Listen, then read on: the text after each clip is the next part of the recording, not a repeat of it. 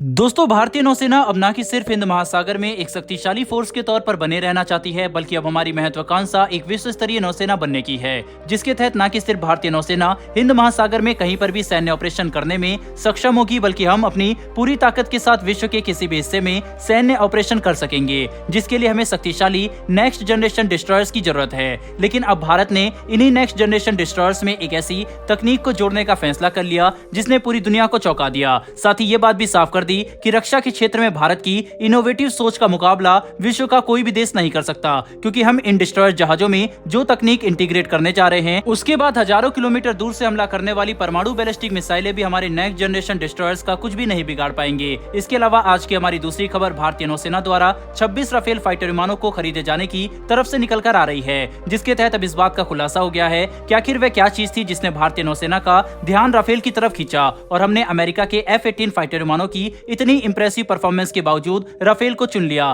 तो दोस्तों, इन दोनों ही खबरों के बारे में विस्तार से समझेंगे, लेकिन पहले बात करते हैं उस तकनीक के बारे में जो कि हम हमारे डिस्ट्रॉयर्स में जोड़ने जा रहे हैं। दरअसल दोस्तों, भारतीय नौसेना के नेक्स्ट जनरेशन डिस्ट्रॉयर जहाजों में हम बैलिस्टिक मिसाइल डिफेंस टेक्नोलॉजी को जोड़ने जा रहे हैं, जो कि भारत द्वारा विकसित किए जाने वाले सी बेस्ड BMD सिस्टम का पहला चरण होगा, जिसमें हम इस तकनीक को हमारे NSG प्रोग्राम में इंटीग्रेट करेंगे, जिसके बाद भविष्य में आगे जाकर dedicated ballistic missile defence vessel का विकास सफलतापूर्वक किया जा सकेगा, जिससे हम हमारे देश और नौसेना के युद्धपोत को किसी भी परमाणु हमले से बचा सकेंगे। भारत इस प्रोजेक्ट के तहत अपने नेक्स्ट जनरेशन डिस्ट्रॉयर जहाजों में बैलिस्टिक मिसाइल डिफेंस सिस्टम के दूसरे चरण की दोनों मिसाइलों को इंटीग्रेट करेगा, यानी कि हमारे नेक्स्ट जनरेशन डिस्ट्रॉयर AD-1 और AD-2 दोनों ही मिसाइलों से लैस होंगे, जो कि एक साथ मिलकर 5500 किलोमीटर दूर तक किसी भी परमाणु बैलिस्टिक मिसाइल को तबाह कर सकेंगे, जिससे न कि सिर्फ हमारे युद्धपोत सुरक्षित रह पाएंगे, बल्कि हम हमारे देश को भी परमाणु हमलों से बचाने में अपनी क्षमता को और भी ज्यादा मजबूत कर सकेंगे। साथ ही हमारे नेक्स्ट जनरेशन डिस्ट्रॉयर जहाज BMD सिस्टम की इन दोनों मिसाइलों का इस्तेमाल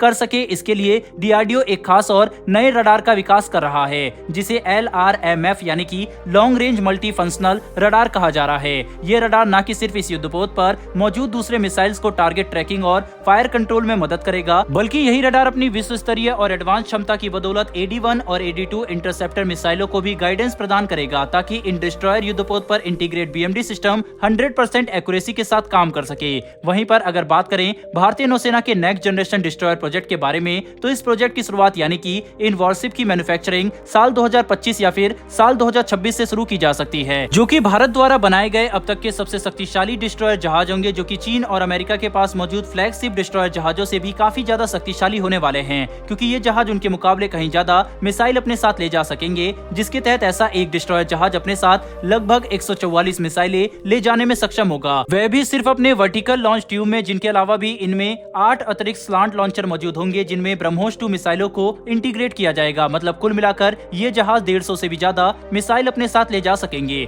जो कि चीन और अमेरिकी नौसेना के फ्लैगशिप युद्धपोत में मौजूद 122 मिसाइलों से काफी ज्यादा होगा। साथ ही ऐसे हर डिस्ट्रॉयर का वजन लगभग 13,000 टन हो सकता है और इनमें लगे BMD सिस्टम इसे और भी ज्यादा शक्तिशाली बना देंगे। बहरहाल बढ़ते हमारी दूसरी खबर की तरफ। तो दोस्तों, ये खबर भारतीय वायुसेना द्वारा खरीदे जा रहे राफेल फाइटर विमानों की तरफ से निकल कर आ रही है, जिसके तहत अब इस बात का खुलासा हो चुका है कि आखिर भारतीय नौसेना ने F-18 विमानों की इंप्रेसिव परफॉर्मेंस के बावजूद राफेल को क्यों चुना और कैसे ये विमान भारतीय नौसेना की सेवा में रहकर हिंद महासागर में भारत का दबदबा कायम करवा सकते हैं, जो कि हमारे लिए चीन को काउंटर करने में काफी असरदार साबित होगा। दरअसल अब ये बात निकलकर सामने आ रही है कि भारतीय नौसेना ने राफेल विमानों को इनकी न्यूक्लियर डिलीवरी कैपेबिलिटी की वजह से चुना, क्योंकि राफेल विमान परमाणु हमला करने में भी सक्षम है, जो कि भारतीय नौसेना के लिए एक काफी बड़ा एडवांटेज होगा, क्योंकि इन विमानों की खरीद से न कि सिर्फ हम एक एडवांस 4+4 जनरेशन का फाइटर विमान अपने बेड़े में इस्तेमाल करेंगे, बल्कि हमारा न्यूक्लियर ट्रायड यानी कि वह क्षमता जिससे हम जमीन, हवा या पानी कहीं पर से भी परमाणु हमला कर सकते हैं, वह भी मजबूत होगा।